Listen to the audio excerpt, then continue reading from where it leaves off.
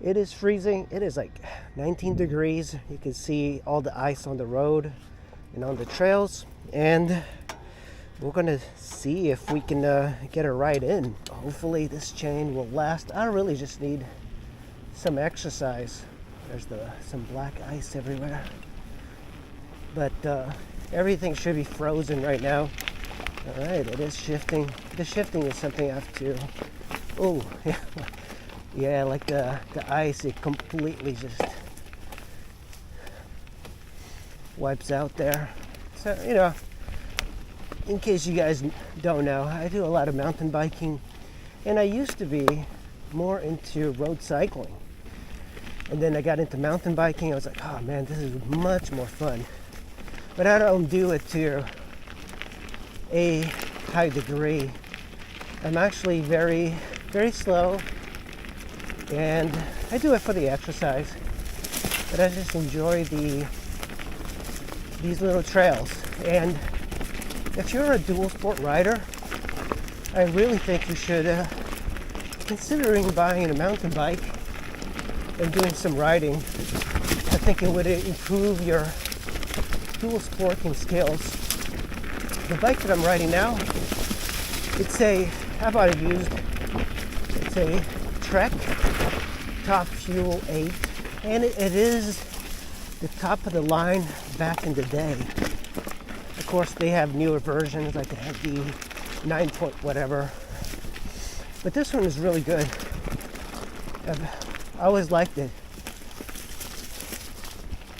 You don't need a top of the line anything, but what I am thinking about getting is a track rail.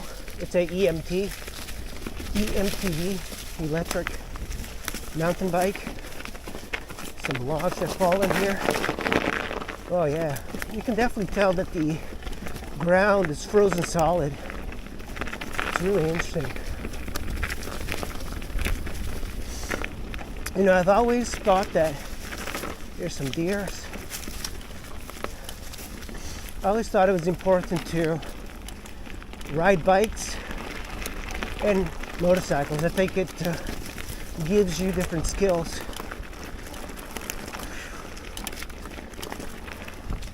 Yeah, my bike has been down for a while, so I haven't been riding. And this is what I usually do for exercise. I like it. This is a little gravelly downhill, and we have some trees down. I'm not good enough to clear this. I don't think anybody is. Actually, some people are. This is Fairland Regional Park. Today I'm going to show you where the graves are. This was a hidden little thing. You know, back in the day, people used to live around here. There's a family plot with, I think, four graves. So it's pretty close. I never knew it. I've been riding through here so long, and then boom. Oh my God, this tree fell. Look at this. Yeah. Luckily you can get around it, but that's kind of amazing. But I kind of enjoy just going at my own pace. I do like riding with other people, but I just don't do it enough. I like to ride when I feel like it. So to find the graves, go this way. To the left would be the little obstacle park, which I never do. I don't do jumps. I don't do a lot of obstacles.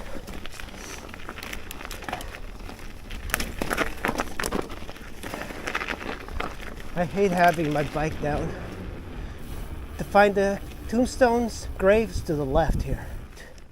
Through here. Actually, it's like a little bit further down. It's right over there somewhere. Oh, right there, see? It's definitely hidden. Right in here. You might have to walk it up. Let's see. Yeah. You can kind of get through it through here.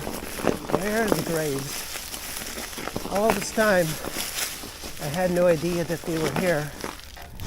So let's check them out. This is really a good find.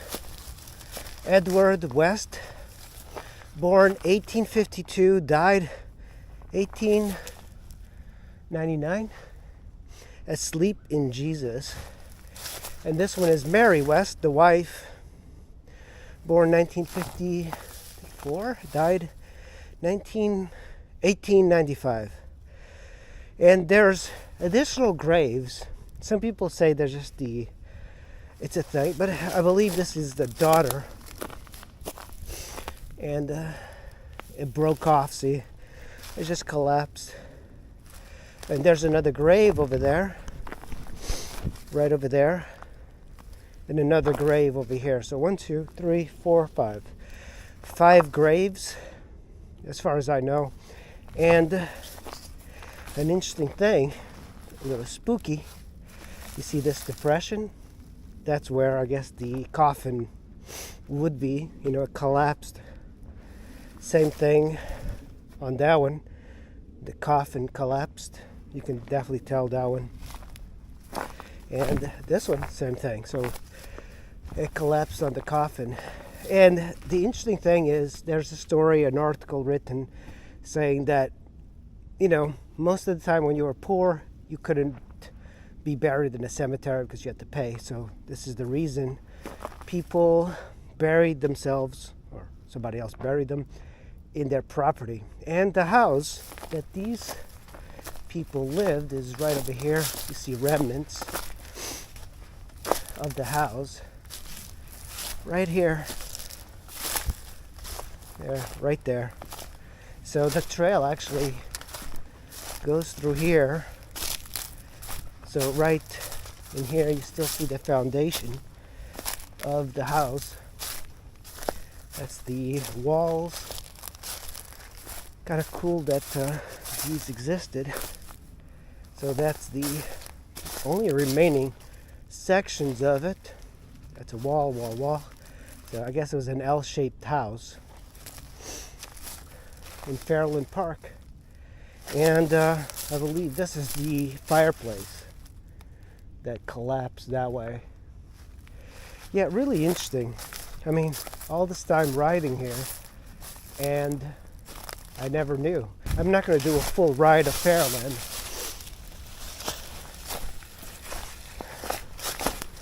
You might be wondering, like, what do I like doing more?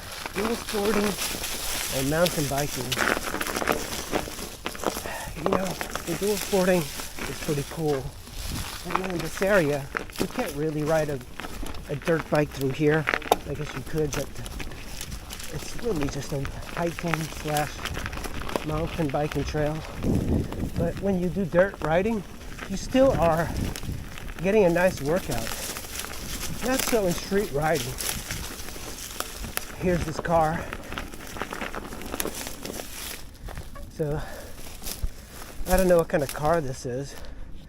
Maybe you guys know. You know, it's surprisingly in good shape for being out here for years. Let's see what it says here. Yeah, it doesn't say the make. People have been trying to weigh these things down. So people have damaged it. There you can see there's a bullet.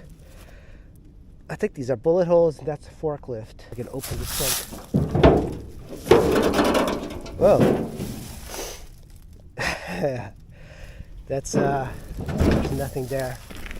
But like I said before, I'm trying to get a full suspension electric mountain bike. I think that would be a really interesting part of riding. You can still get a workout. Like, what I find interesting is that a lot of people object to e-bikes. They say that you hurt the environment, hurt the trails, but it's not so. Well, that is just ignorance. The mountain bikers I've ridden with are pretty cool, but there's once in a while a guy that I remember last year or so, I went riding with the group, and when we were stopped, like catching our breath, we just started talking about politics. But the way I hate to talk about politics is that they assume that you're on the same team. Ah man, so many trees have fallen. I even met a guy who was doing trail cleanup, and he was using like a little handsaw. And I'm like, hey, you know, you can use an electric one, it'll be easier. And he told me it was illegal. So, well, what's illegal about it? I see people all the time cutting them here. Look at this. It's just full of freaking downed trees. The East Coast is very different mountain biking than the West. First of all, there's like a lot of trees. When you go on the West Coast, all the trails are just barren. And I kind of like that. I like the desert. I love to go out there. And I was thinking about taking my CRF 250, but if I get an E mountain bike, that would be ideal. So that's my goal. Just got to save up. Still won't get rid of the all natural bike, but I think it's a good combination. It's like it'll be good exercise, and you can extend your riding. I don't see a lot of people with too many e-bikes on the trails. They're kind of like, they become pariahs. I've always thought it was cool. There was a period in my life I did so much single track and trails, and I did it on the XR650R. Man, it was a workout. But a lot of the riding was illegal because, you know, around here you can find trails around power lines. So you're riding around areas that most likely people will not want you there. And I remember the last time that I rode, one of the few last times, they had called the police. And luckily my bike was dual sported, so I never even saw them. But the friends that I was with, they got caught. They were given tickets. Luckily their bikes did not get confiscated. They just got some tickets, and then they had to show up to court.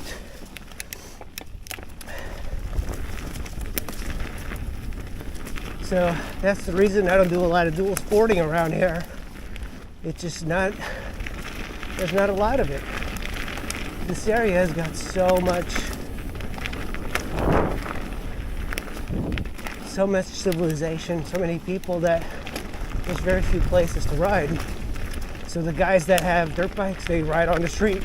The cool thing about this particular bike, 229-inch wheels, suspension is a little bit shorter than the one in the regular track fuel. Track fuel's got more travel suspension. Initially I wanted that one. This one's a little bit more aggressive, you know, leaning forward. Here's our first creek crossing. But it's a faster bike, this one. But the other one feels better for most people, and I kind of like that. I like the ability of just doing my own type of ride, easy riding, comfortable. So the track fuel is better for that. It requires so much focus, rocks and stuff. The East Coast has that. I'm actually more into these. This is what they call a flowy trail. And for me, it's the perfect trail to get a workout. I think it's the same thing when motorcycling in general. The ones that are really passionate, they stick with it for their lifetime. But the people that are just kind of like half passion for a little bit, and they're pretty good, you know, it's good with them, but they quit. You see a lot of people quit everything. But, you know, it's not for everybody. That's normal. But I always admire people that stick with things for a long time.